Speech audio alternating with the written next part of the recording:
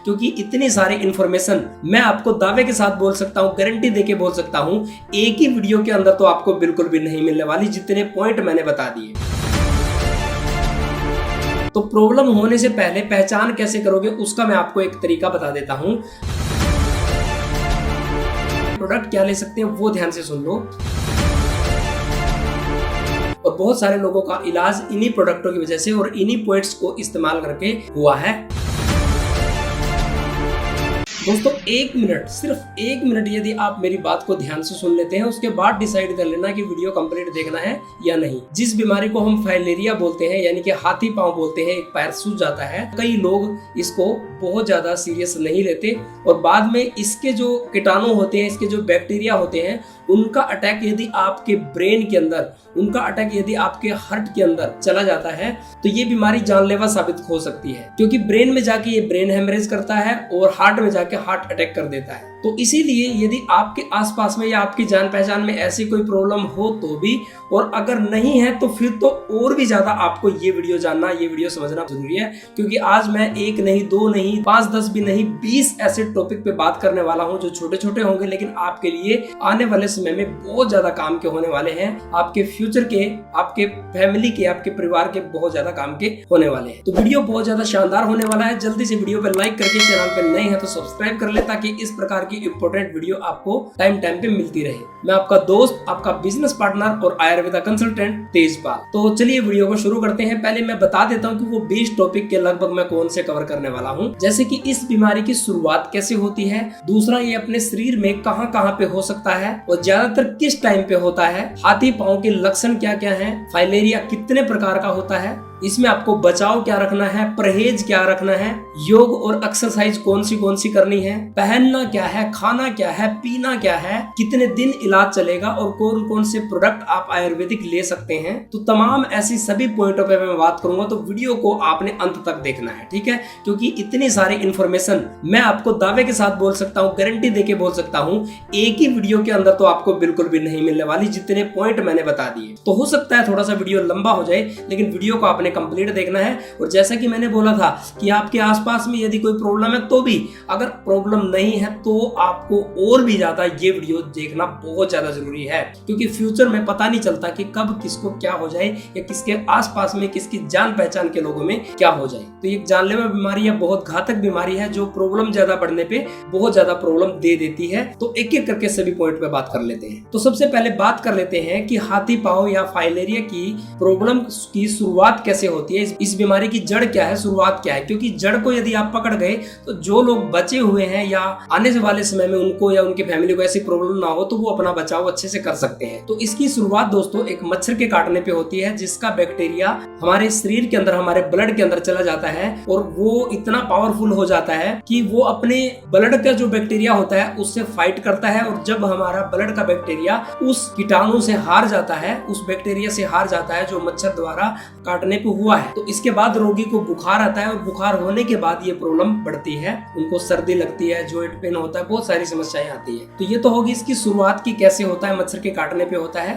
होता कब ज्यादा है, ये ज्यादातर दोस्तों रात में होता है। अब होता कहाँ पे है, ज्यादातर ये वैसे तो पैर में होता है बुखार आने के बाद, लेकिन कुछ लोगों को ये हाथ में भी हो जाता है और अपने शरीर के कई और अंगों पे भी हो जाता है, लेकिन ज्यादातर आपको पैर में ही देखने को मिलेगा। अब एक क्वेश्चन उठता है, क्या ये ठीक नहीं होता और ठीक होता है तो क्या ये दोबारा हो सकता है? जी हाँ दोस्तों, अब ये प्रॉब्लम अगर टाइम से संभाली जाए तो ये ठीक हो सकती है, बिल्कुल ठीक हो सकती है, और प्रॉब्लम ठीक होने के बाद भी दोबारा हो सकती है। इसलिए वीडियो को कंप्लीट देखना है। इस प्रॉब्लम के होने के बाद लक्षण क्या क्या होंगे, जैसे कि पहले तो बुखार होगा, बुखार होने के बाद जॉइंट पेन होना शुरू हो जाएगा, आपको ठंडी बहुत ज्यादा लगना शुरू हो जाएगा, जाड़ा बहुत ज्यादा लगना शुरू हो जाएगा, मांसपेशियां दर्द करना शुरू कर देंगी, पूरे बदन में दर्द होना शुरू हो जाएगा, सर में दर्द होना शुरू हो जाएगा। ये बहुत सारे लक्षण हैं। फाइलेरिया होता कितने प्रकार का है? ये अमूमन 2 प्रकार का होता है। एक तो जैसे मैंने बताया कि बुखार होके और वो ठीक हो जाता है मेडिसिन वगैरह लेने से। दूसरा वो होता है कि बुखार होके वो तो ठीक हो गया, लेकिन पैर में स्वेलिंग बनना या हाथ में स्वेलिंग बनना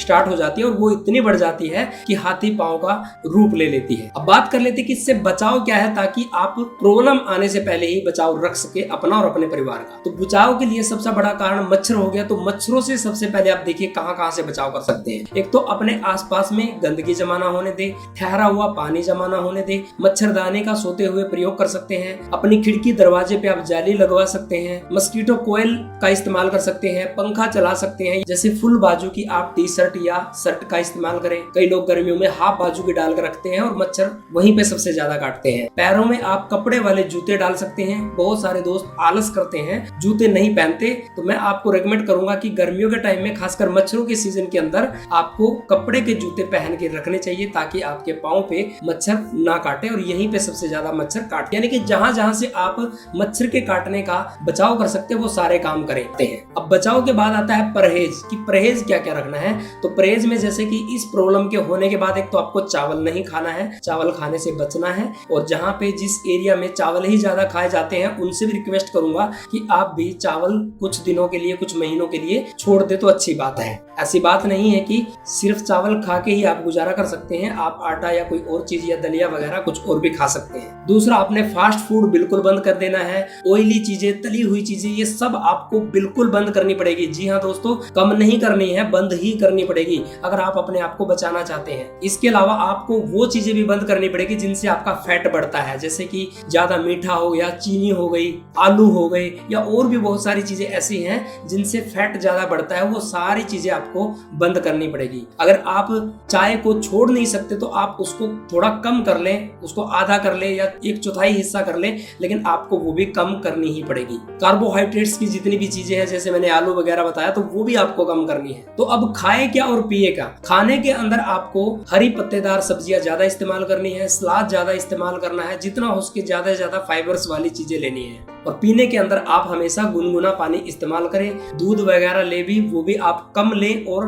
गाय का ले सकते हो तो और भी अच्छी बात है। और उसको गर्म करके, उबाल के और फिर ठंडा करके, यानी कि हल्का गर्म करके फिर पिए। अब बात कर लेते हैं कि योगासन और एक्सरसाइज कौन कौन सी करनी है। आपको प्राणायाम कम से कम 1 घंटा सुबह और 1 घंटा शाम को जरूर करना है। आपके शरीर की बात है, हो सकता है आपको शुरुआत में बहुत ज्यादा हैवी लगे कि भाई 1 घंटा मैं कैसे बैठ सकता हूँ, तो आपको अलार्म भर लेना है। अलार्म 1 घंटे के लिए सेट कर देना है। जब तक आपका एक अलार्म बज के दूसरी बार अलार्म ना बजे 1 घंटे तक, या आप शुरुआत में 1 घंटा नहीं कर सकते तो आप आधे घंटे से शुरुआत कर लें, लेकिन आपको आधा घंटा सुबह और आधा घंटा शाम को तो प्राणायाम करना ही करना है। लोम विलोम कर सकते हैं, कपालभाति कर सकते हैं, ये तीनों मिक्स करके भी आप 1 घंटा कर सकते हैं, लेकिन आपको ये करना जरूरी है। सुबह शाम आप टहल सकते हैं, जितना हो सके थोड़ा बहुत टहलें। पहनने के लिए जैसे मैंने बताया कि पहनना क्या है, तो आपको अपने पूरी पैर के अंदर जहाँ पे हाथी पाँव हो चुका है, स्टॉकिंग्स जरूर पहनना है, यानी कि एक लंबे टाइप की पूरे पैर की जो जुराब टाइप का होता है, जिससे आपको पैर को प्रोटेक्शन मिलेगी।